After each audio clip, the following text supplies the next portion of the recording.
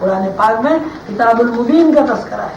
کتاب المبین ہی وہ غیب ہے جس کو ہم مستقبل کا نام دیتے ہیں. یہ ازل تا ابد کی مکمل تصویر ہے. یعنی کتاب المبین میں ازل سے ابد تک جتنا بھی ریکارڈ ہے وہ سب موجود ہے. یہی کتاب المبین یا یہی غیب اسی ظہور کا مبدا ہے.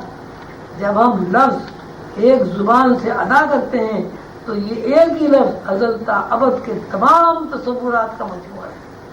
لفظ ظہور ہے اور لفظ کے اندر مخفی تصورات غیب ہے. لفظ ذہن کی ایک حرکت ہے. جب آدمی کا نام لیتے ہیں آدمی مظہر ہے.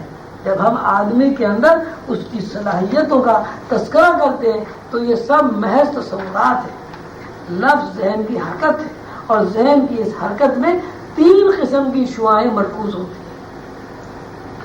پہلی حرکت حسیات کی حرکت، دوسری حرکت معتقدات کی حرکت، تیسری حرکت تغیرات کی حرکت. یہ تینوں حرکتیں دراصل شعاعیں، یہ لہریں ہیں. حسیات کی شعاعیں مفرد، معتقدات کی شعاعیں مرکب ہوتی ہیں. یہ دونوں مرکب اور مفرد مل کر تغیرات کی شعاعیں بن جاتی ہیں. ان تغیرات کا نام ہی ظہور کائنات ہے. قرآن پاک میں تخلیق کا راز بیان ہوا ہے. اللہ تعالیٰ فرماتے ہیں ترجمہ، جب وہ کسی چیز کے کرنے کا ارادہ کرتا ہے تو کہتا ہے ہو اور وہ ہو جاتی ہے. سورہ یاسین آیت 82. اس آیت پر تفکر کرنے سے جو رموز سامنے آتے ہیں وہ یہ ہے کہ لفظ کے اندر جو راز ہے ان رازوں کا اور ان رازوں کو حرکت میں لانے کا انکشاف ہوتا ہے. اور طلب آتی ہے کہ اللہ تعالیٰ فرماتے ہیں کن، تو لامحالہ یہ مطلب نکلتا ہے کہ اللہ کے سامنے یا اللہ کے مخاطب کوئی شے ہے، ایسی شے جو ابھی تک ظہور میں نہیں آئی. جب اسے ظہور میں آنے کا حکم دیا گیا تو یہی حکم اس شے کے اندر مکانے کی حرکت بن گیا. اللہ تعالیٰ نے جب کن فرمایا تو مطلب یہ کہ کن کہنے سے پہلے اللہ کے ذہن میں کائنات کا وجود اور کائنات کی تمام حرکات و سکنات موجود تھیں. اللہ تعالیٰ نے اپنے ذہن کے اندر کائنات کے تصورات کو جب کن فرمایا تو کائنات وجود میں آ گئی. جب اللہ نے کن فرمایا تو کائنات وجود میں آ گئی. اس وقت کائنات میں کوئی ترتیب نہ تھی. ترتیب نہ ہونا یہ معنی رکھتا ہے کہ کوئی شے لاتناہیت میں پھیلی ہوئی ہے. جب ارادہ الہیہ نے شے کے تصور کو لاتناہیت سے الگ کرنا چاہا تو شے کی ایک صورت بن گئی. جیسے ہی شے کی صورت بنی شے کو اپنے ہونے کا علم حاصل ہو گیا. یعنی شے کی صورت ایک علم بن گئی. شے کے مجموعی تصورات جب علم کا سانچہ بن گئے تو لفظ کہلائے. پھر شے کی ہستی لفظ کی گرفت میں آ گئی اور لفظ اسے پردہ کتاب المبین سے باہر کھینچ لائے. لفظ کی 3 قسمیں ہیں. 2 قسمیں ایسی ہیں کہ ان کو برائے نام لفظ کہا جا سکتا ہے. یہ 2 قسم کے لفظ ظہور کے بعد استعمال ہوتے ہیں. مثلا اچھا یا برا. اچھا ایسا لفظ ہے جو تائید کرتا ہے، برا ایسا لفظ ہے جو تردید کرتا ہے. دونوں رخوں، دونوں الفاظ میں تصورات کا ایسا مجموعہ پوشیدہ ہے جو ظہور میں آ چکا ہے. اب ارادے میں ایسے تصورات موجود نہیں ہیں جن کو ظہور میں آنا ہو. یعنی ارادے میں تصور کی گنجائش نہیں ہے. ان دونوں قسم کے الفاظ کا نام خلق یا کائنات ہے. یہ دونوں امر کے شعبے سے الگ ہے.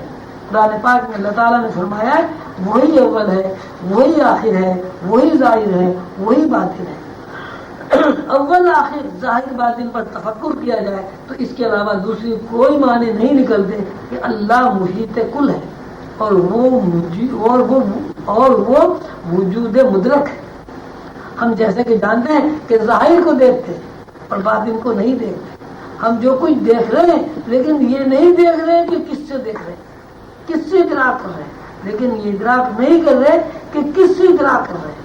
لوح قلم کے ابتدائی صفحات میں حضور قلندر رحمۃ اللہ علیہ نے انسانی جسم اور روح کا تذکرہ کرتے ہوئے فرمایا ہے کہ انسان اور انسانی جسم دراصل روح کا لباس ہے. جب تک لباس کے ساتھ روح کی وابستگی قائم رہتی ہے لباس اپنی حرکات کے ساتھ موجود رہتا ہے. اور جب روح کی دلچسپی روح کے ساتھ نہیں رہتی تو لباس کی تمام حرکات و سکنات ساقط ہو جاتی ہیں. ہم اس طرح متوجہ نہیں ہوتے کہ ہم جو کچھ دیکھ رہے ہیں وہ خود نہیں سمجھ رہے ہیں. اگر ہمارا دیکھنا ہوتا تو ہم اس وقت بھی دیکھ سکتے جب روح لباس کو چھوڑ چکی ہوتی. اگر ہم سمجھنا فی الواقع سمجھنا ہوتا ہے تو ہمارے اندر فہم کام کرتی جب وہ لباس چھوڑ جاتی ہے.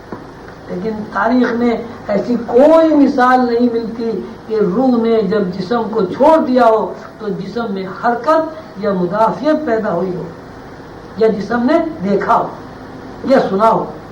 ہم جب اپنی ذات کا تذکرہ کرتے ہیں یا دنیا کا تذکرہ کرتے ہیں، اس تذکرے میں ذہنی رابطہ صرف جسمانی ہوتا ہے.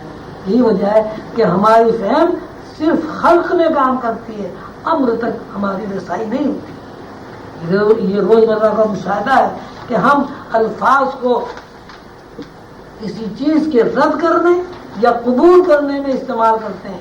جس لفظ کو رد میں استعمال کیا جاتا ہے اس لفظ میں رد ہونے کے تصورات کام کرتے ہیں، اور جن الفاظ کو قبولیت کے معنوں میں استعمال کیا جاتا ہے اس میں قبولیت کے تصورات کام کرتے ہیں. لفظ رد سب استعمال کیا جائے، لفظ رد میں استعمال کیا جائے یا قبول میں، دونوں صورتوں میں یہ الفاظ خلق ہیں، کیونکہ یہ خلا نہیں ہے، تصورات سے لبریز ہونے کے بعد وجود میں آتے ہیں. اللہ کا ارشاد ہے تمام امور اللہ کی طرف رجوع کرتے ہیں. اب بات یہ بنی کہ خلق کے بعد صرف رجوع کا مرحلہ رہ جاتا ہے. امر وہ مرحلہ ہے جس میں نزول ہے. نزول کے معنی خلا ہے، تصورات کا داخل ہوتا ہے. جو اطلاعات خلا میں چھوٹے ذرے میں یا بڑے ذرے میں داخل ہوتی ہیں تصورات کہلاتی ہیں.